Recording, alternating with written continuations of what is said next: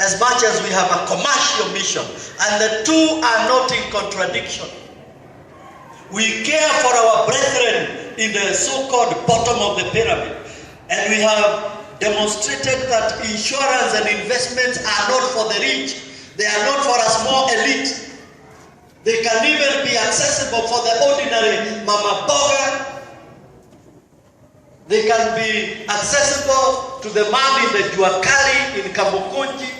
They can be accessible to the hawkers in the streets of Nairobi, Nakuru, and elsewhere, courtesy of a cooperative organization that has the social mission as well as a commercial mission.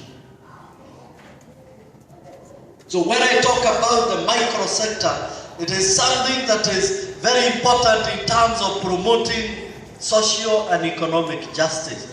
Even those people down there, they also need solutions. In fact, they need those solutions more than the rich people. At least the rich people can fall back to their bank account or many other things that they have.